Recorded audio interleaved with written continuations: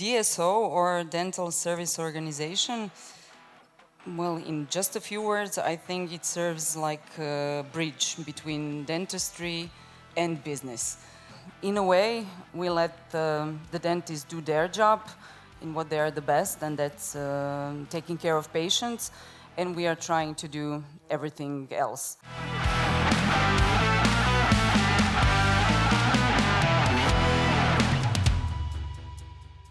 I would like for all of you, together with our amazing band, let's give them another round of applause. They are doing such a great job. I would like to help me invite a very special person to the stage. She's one of the top operatives in dental field in the whole region.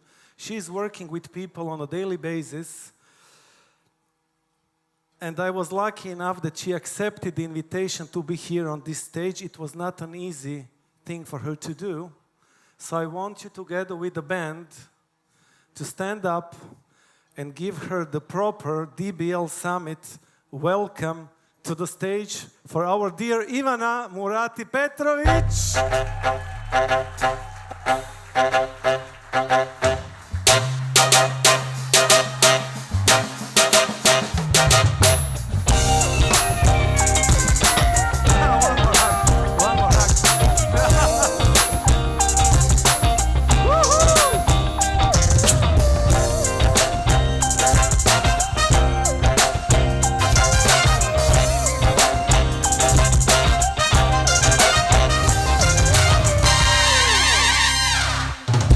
Thank you guys for a really great support. You know, we are also lucky to have her sitting next to me and to share how to run, probably, if I'm not mistaken, one of the biggest dental organizations in the region. So before we start, I think there are some other people in this room that are a part of your organization. So I would like Gordon to stand up. This is the CEO. Give him a huge round of applause. And there is also the Chief Medical Officer, Andrea. And there are also some other members from Adria Dental Group. So please stand up if you're in Adria Dental Group, and let's give them a huge applause. Thank you, guys. I think this is exactly what Steve was telling us. It's about team. Am I right, Steve? It's about shared success. And I've asked Ivana to go through a couple of questions. So if you will have any questions, please keep them for the end, because we always leave 5 minutes in the end. But I wanted her to tell us how it all started, what Adria Dental Group is today, what is a dental service organization, because a lot of people still misunderstand what does it mean, a dental service organization. So, are we good to go? We are? Yeah. We are. Great.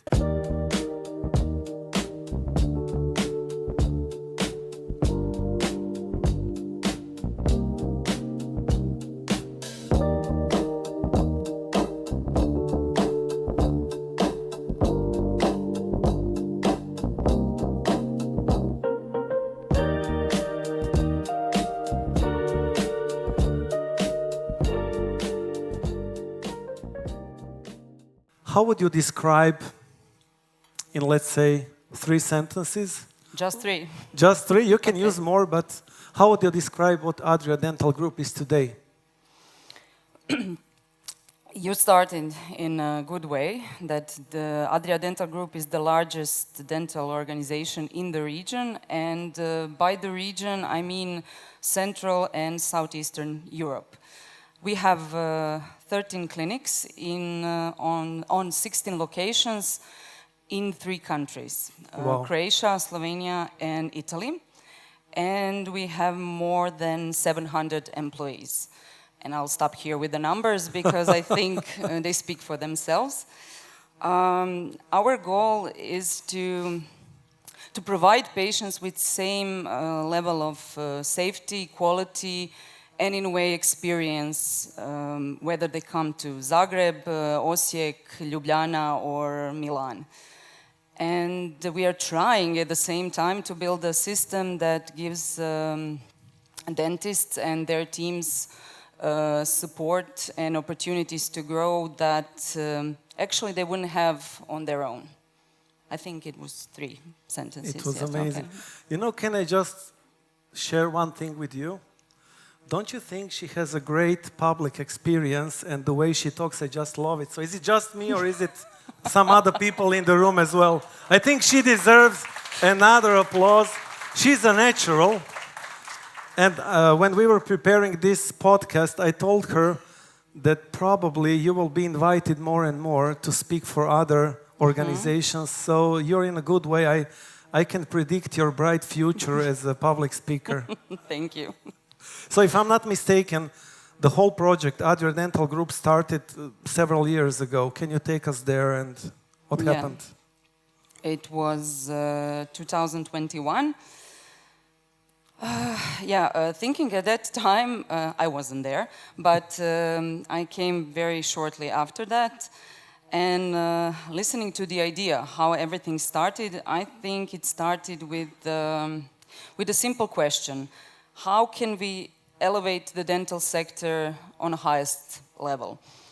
And let me explain why. Because I think most of the people here can agree with me that dental medicine in Croatia was always on a very, very high level by not just local standards, but also global standards. Yeah, that's right. So we have many excellent clinics, but in a way I think they were limited by their own resources. So the time was right. The trend of DSO organization was coming from the West, from USA, Western Europe.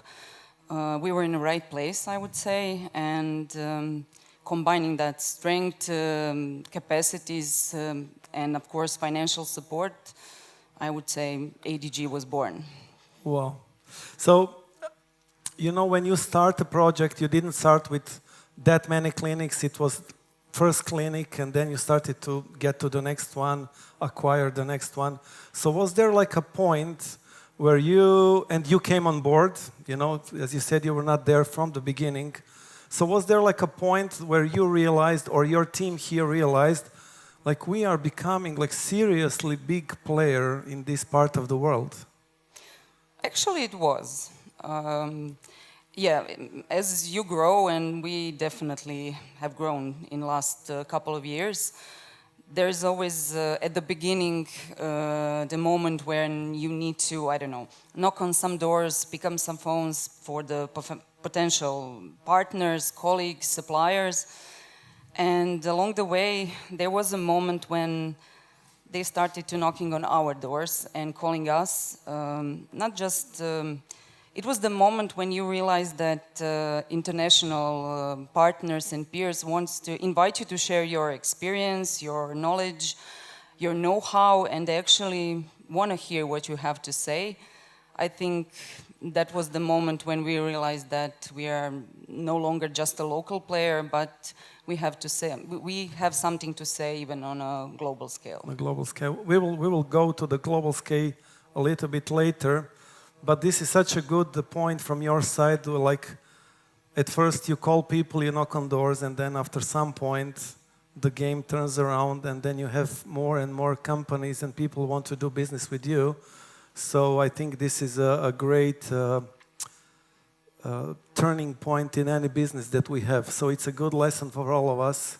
When we have clients calling us, it means that we are doing something really good. But going back to you, so when did you and how did you become the part of this story? Before I tell the part of this story, I have to say, for everyone who doesn't know me here, I'm not a dentist. Come on. No. You're not a dentist? No. Oh my God. I'm an archaeologist, if you need to know, so yeah. My dental story began almost 15 years ago. And during that time, I think I've really learned how the business functions. I started in one clinic, managing one clinic. Now we have 13 clinics. But the ADG story began 3.5 years ago in one of our first clinics as a clinic manager. So I think that operational experience actually was really great and gave me the foundation of what I'm doing now on a group level. And during all these years, I really fell in love with managing people, setting up processes, dealing also with the patients. But what excites me the most is that we are working in business that really helps people. We are really changing their lives, and that's the biggest motivation that I have from all this.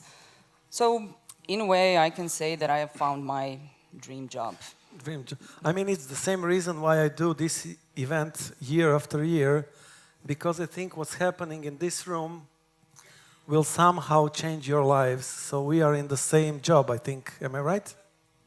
But I also have to say that Gordon, CEO, he did a very good job because you were able to grow the business together with him and the rest of the team from 1 clinic to 13 clinics, which is a completely different, I think, business. We will get to that as well.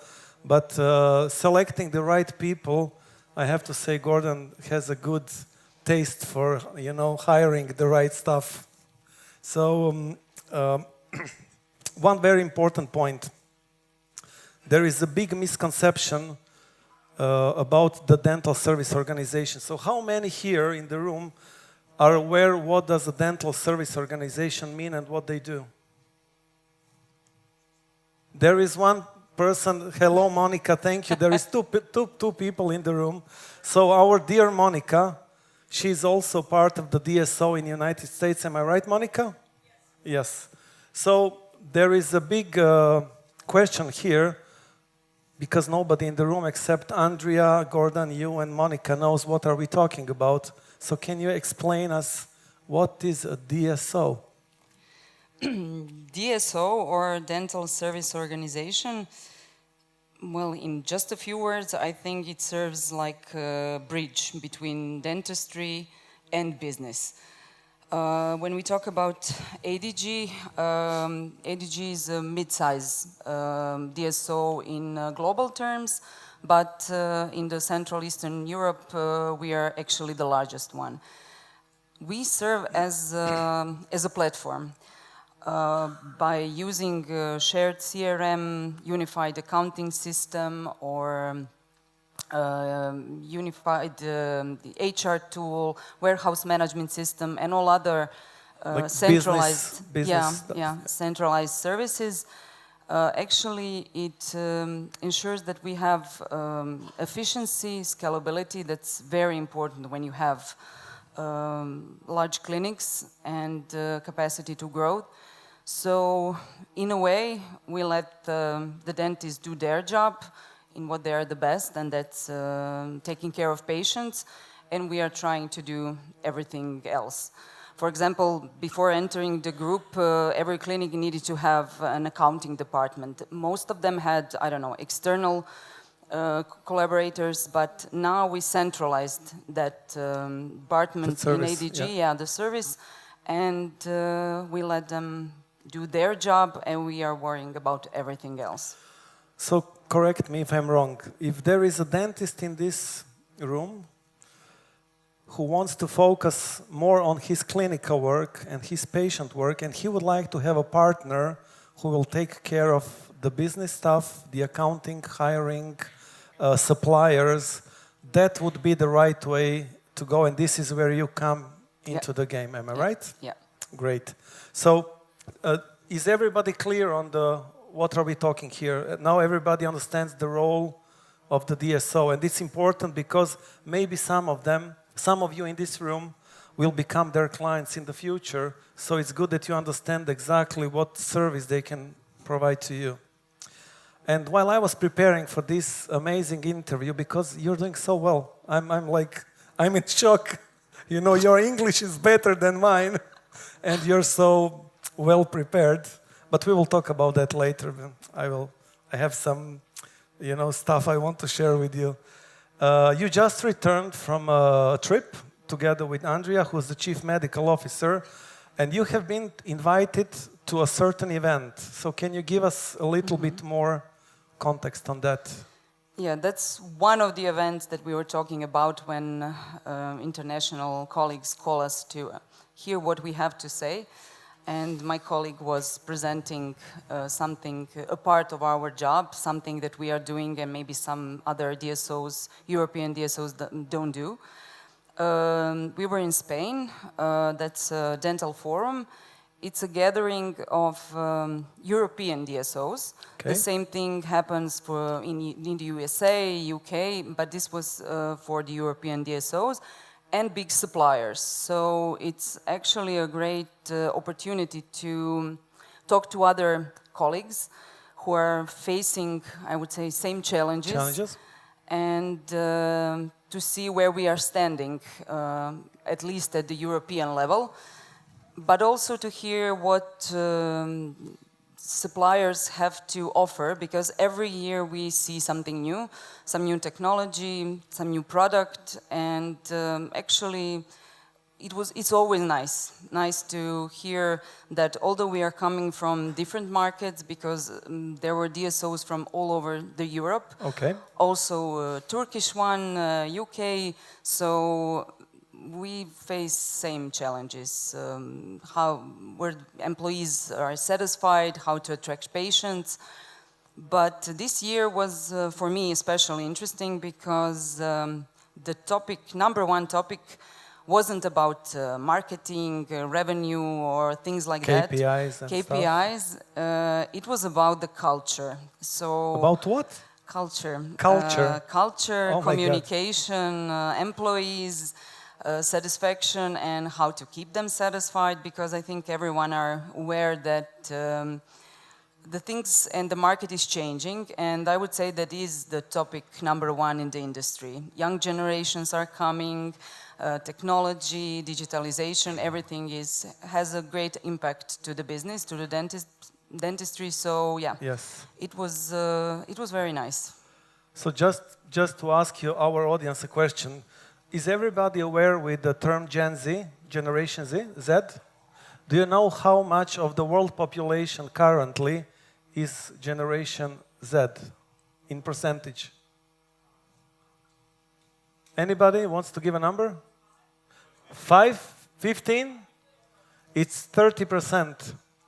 So 30% of the global population right now is Generation Z. What does it mean? It means that dentistry is entering the era of dental service where you can not just give them clinical perfection, but you have to give them a connection and way to communicate. And that's why we are here and we talk about communication, and thanks to Ivana, we also bring the topic of culture. So who here thinks that culture is important? Okay, only half of the people. The other half is in the wrong room. No, I'm kidding. You know, it's a bad joke, you know. I'm always joking in the wrong way sometimes. But culture will eat strategy for breakfast. You can have the best strategy, but if you don't have the right people, like Gordon was able to bring his team, and they were able to grow from 1 to 13 clinics and still be a very strong team, you will not make it. So culture is definitely something that is close to you, and it's super important. But I mean, you spend a lot of time during your day like talking to people, am I right? Yes. How is your day, typical Ivana's day, looking like? As you said, talking. Okay, we have... No, talking. Where my colleagues are here and they said that I have a gift of speech, so I suppose that's why I'm here right now. Yeah. But actually, yeah, I'm talking to people most of my day, on the phone, in the meetings. I really try to be in the clinics whenever I can, because speaking to the clinic managers, non-clinic managers, to my closest colleagues that I collaborate every day, and that's the only thing I think it's typical for my day. So yeah.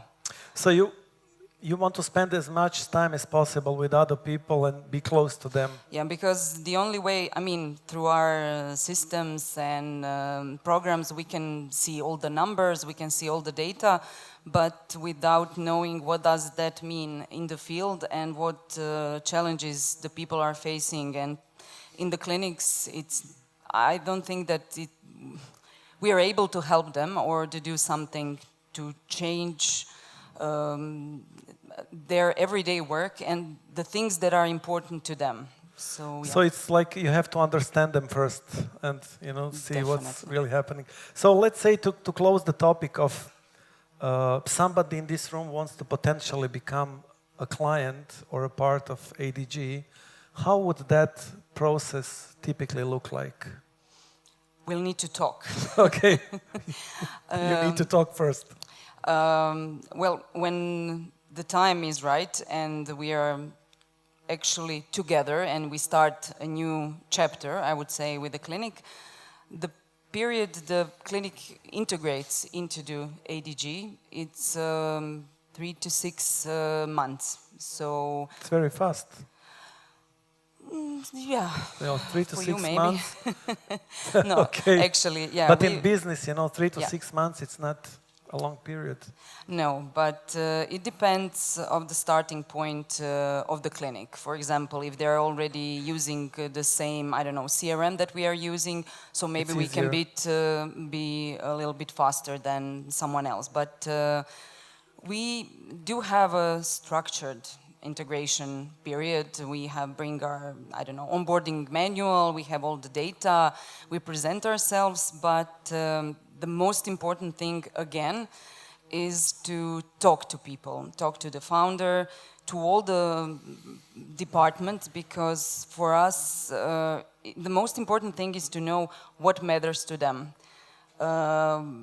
Because the clinics that entered our group were all very successful clinics even before entering the group. So we want to know why they are successful, what's their secret to their story, and actually if it's something that we can apply to some other clinic in the group, we have a great benefit. So I think that these 3 to 6 months, there are some operational things we need to do, but getting to know them, getting to know the clinic and to see how can we help them, but also how can they help us is the, for me, crucial thing. So what I'm hearing from you here is that shared knowledge that you're trying to use, like if one clinic is doing something exceptionally well, so you would try to use that, am I right? Can you elaborate? Having in mind that if one thing functions in one clinic, it doesn't have to function in other. But it's nice to find one thing that you can apply to another clinic. And actually, we really did find a lot of things that we shared with other members of the group and made them even more successful.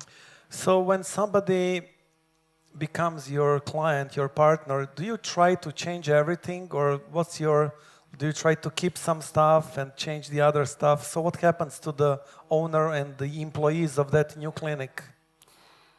From my perspective, our perspective, definitely doesn't change a lot. Okay. I mean, there are some changes, operational. As I said, we function as a platform, so maybe they had an external accounting department, now that's centralized. But for the clinic, for the people who are working with the patients, it actually doesn't change a lot, because the culture, the way they are functioning, that's the thing that remains the same. So you don't change the culture. We don't change the culture, we don't change the brand. We have our house of brands. House of brands. Yeah, house of brands. So all the brands stay the same. And that's nice. Because our clinics are localized. We like it that way, but the patients like it that way. So that's not a thing that we're going to change ever.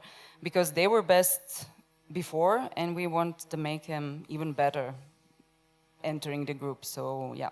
Great. We want to help them to be even better. So the message here is we keep all the good stuff, we keep the culture, we provide them with centralized services, and we take care of the business part. And basically, you're not going after clinics in problems, you're going after market leaders, and your house of brands become the house of market leaders. Yeah. Am I right? Yeah. It's a very smart strategy, I have to say. I would say we let the dentists and their teams do their job, and we're giving back dentistry to the dentist, and we are taking care of everything else. Of the other stuff. You said that you are managing more than one location. It's several locations, several countries. So how do you make sure that the level of quality and the service that the patient will get in any one of those locations remains as high as possible or same as possible? I would say that the quality is the only thing that we not negotiate about. The experience in the clinics maybe won't be the same. As I said, the clinics are localized. We haven't changed even the brand, so it depends where the clinic is situated, what type of market the patients are coming from. But we are using top materials. We invest heavily in education of the staff. We use same technology, so those are the things that have effect on quality. And those are the things that needs to be on the same level wherever you go across ADG clinics. So how to do that? That was a good question. Yeah, thank you. You see how good she is, you know? So yeah, I think the part of education is the most important in this, because you can buy all the machines and you can buy top materials and everything, but how to invest in people. We are doing external education, but also we are very proud of our Eternal Academy and our educational center in Kastav. So, and it's important that the education that we give to our employees, it's for the doctors, for assistants, for technicians, and also for non-clinical staff. So, and it's not all about dentistry. It's communication skills, sales trainings. Don't take away my business. You know, I'm doing the training for the other stuff. You can keep the... Okay. But there is also scholarships. You're investing in younger generations. So yes, can you just that's another stream, I would say, because this is the third year that we are giving scholarship after two, I would say, very successful years with 6 scholarship young people. Okay, and practically almost all of them are now our employees and working in our clinics. Wow. So yeah, they stayed. So it's one of the secrets, you know, I would say. They are investing in scholarships and they attract young, talented people, and they become a part of your team. Yeah. And this year we have 20 young people 20. Across all of our clinics and also the labs, because this year the scholarship goes to new doctors, new assistants, and new technicians. So I think it's a win-win situation. They can work with top quality materials, technology. Maybe they wouldn't see that in university or schools. And we really, pick the best ones and build them. So you are trying to get the best clinics, and you're also trying to get the best people. You can have the best clinic if you don't have the best people, so yeah. Nice. And another thing for me, very important, I think that's the strength of the group, is the sharing of knowledge and experience on everyday level, because it's not only about the formal trainings or education, but I don't know, I think 3 or 4 weeks ago we had in one of our clinics very full schedule. We were missing a few doctors, and I would say very easily we sent a team from 3 different clinics to that 4th clinic to do the job. And I think that's the core advantage of the group. And So you are big, but you're still very flexible, if I'm hearing that correctly, which is super important, because big corporations, they lose flexibility, and you're still big enough, but you're flexible enough to adapt stuff. We have to be. Yeah. So going back to your Chief Operating Officer position in the ADG, what would be your main tools? What systems are you using? What makes your job easier? And what could help some of the clinics to make their life easier? What's important to you as a Chief Operation Officer? From my perspective, definitely the big change was for the better. I mean, when we decided to have unified CRM, because when the clinics were entering the group, they used different type of tools, and as our CEO likes to say, one version of truth. So that was the only thing, only way possible to have that was to have the same system. But it's not all. You can implement the system. So it's patient records. Yes. It's unified. Yes. It's one system. So what else helps you? Recently, we implemented in all of our clinics warehouse management system. So it's much easier for the clinics to do the part for the procurement. So order the materials and everything.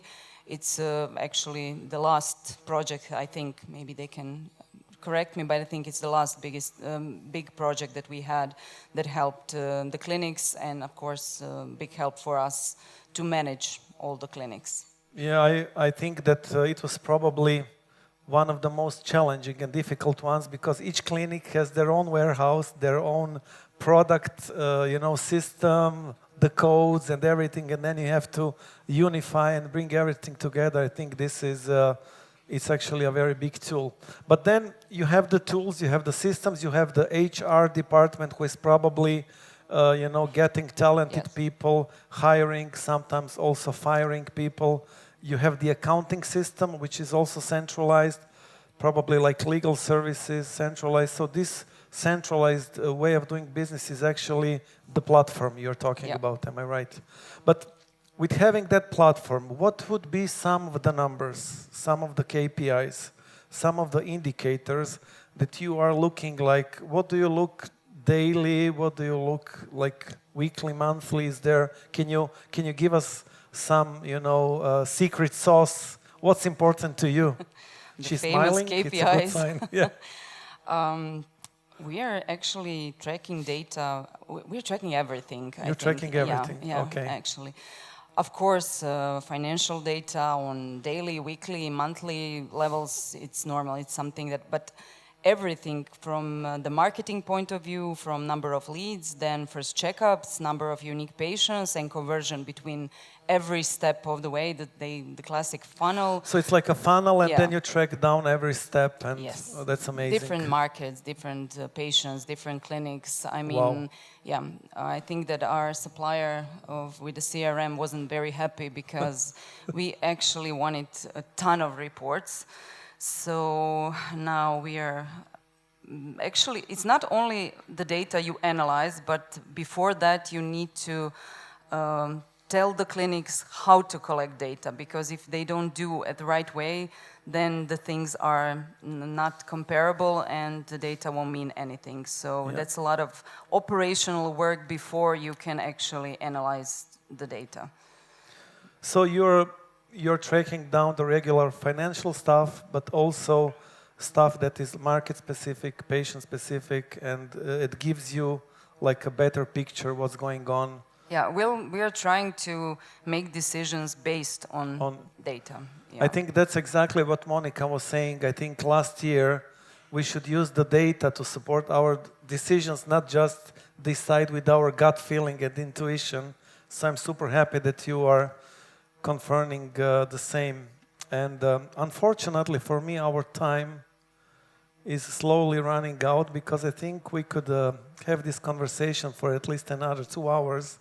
So we will have to continue this on the podcast. I will invite you on the podcast after this is over. It's not over. Huh? She has to give me the public promise she will do it. So now would be the right time to say that. I'm kidding you. So you are expanding outside of Croatia. You are having plans. Can you share some of maybe your plans? Where is ADG going? What are you planning? Some stuff that you can share with us. Yeah, we're planning a lot of things, but the core business will always stay Croatia. Slovenia and Italy were some logical steps that we take, and we are not planning to do the same thing in Slovenia and in Italy that we did in Croatia. We are looking at new markets, primarily Central, Southeastern Europe, within EU, and but every new market really brings new challenges, regulatory issues. You would think that Slovenia and Croatia, we are close here, and years ago we were in the same country, but it's different. Everything is almost different, so it's very important to have right people in the places that can help you to do a good job in a new market. So yeah, we are looking, but we want to prepare everything before if it's something happens. You're taking your time. You're not in a hurry. Am I right? Yeah. And as your final message, so what would be something that you would like to share that you feel is important for people in this room? Potentially somebody will come, it will become your client. So what would be your takeaway message to the audience? Takeaway message. I talked a lot with our partners, founders of clinics, because for me it was very important to know why they did what they did. And I think everyone has their reasons, but the thing that is very similar to every story is the moment, I mean, the dentists in Croatia are businessmen, we have to say, and that's why I think we have so many big and I would say successful clinics. Wow. So when you want to grow and you realize that most of the time you're not dealing with the patients anymore, but with, I don't know, administrative work, back office tasks, you know that you can hire new people to do that, but then efficiency goes down. So I think that's the moment when people start to think, what now? Wow. And how can I do something better? So if there is someone in that moment, I think we are all here ready to talk, or at least help them and find the right way. Find the right way. Ivana, thank you so much. I am so happy that she accepted this invitation. And let's give her a huge round of applause.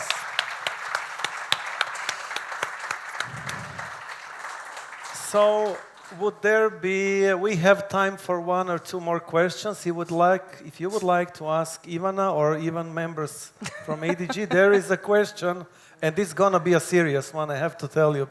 Get ready. Maybe they can answer. Can you just give us a little bit of the background, who you are, and so that we know where the question is coming from? Okay, thank you. I'm Dr. Nadezhda Bilic. I'm the owner Bilic Vision, I'm the owner of Bilic Vision. So I always think, as someone said before, there is always something to learn. So that is why I'm today here. Actually, my husband, who is also a surgeon, he applied in my name to come here. Let's give her a big round of applause. Okay.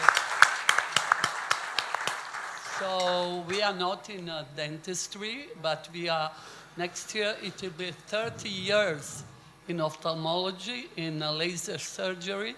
So this is a big anniversary. Let me go to this. We had offers from two equities to, let's say, buy our clinic, which we refused. We know why we are doing. We think we are doing a great job already. We have our children working with us. So I think for the moment, this is not a question. So I have something similar to ask you. First, are they shareholders, those clinics who joined you? And the second question, is it the same like these equity funds who are buying now a medical clinics like Sveti Rok or other polyclinics? So maybe Shavka and others. So would you like to answer, or would you like that we challenge maybe Gordon or Andrea to answer this question? You can choose. I can choose between the two of them, or? Gordon, would you like to comment on this question, or Andrea, or would you like Ivana to? So just give him the microphone. Give him a big round of applause. This is the CEO of Adria Dental Group. Hi, hello to everyone. Just, brief answer to your questions. First of all of our founders are still members of our team, and we are very proud of that. So all the founders of our clinics are still partnered with us.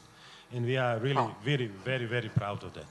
And Regarding your second question, regarding private equity, I think you meant on private equity deals. Our background is also similar to the private equity. Our founders is Proectus Capital Partners, the biggest private equity fund in this part of the world. And of course, the business is growing in these directions that, that's it. Thank you, Gordon. Welcome. So do we have time for one? We have one more question. So we have this young lady here. What's her name? Natalia. Natalia has a question.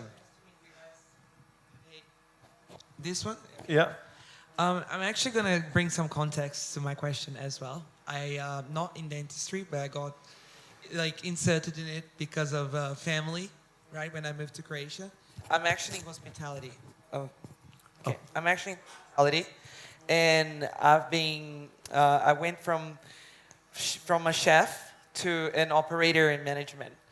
And I think a lot of times that when someone is very passionate, as you said, you would love for dentists to do what they do best, right, as practitioners of dental. And it happens a lot in hospitality that a chef, they can't actually evolve to be a business person or run a restaurant, right? So I would like to know your advice for a dentist, right? Because now you're in a large scale.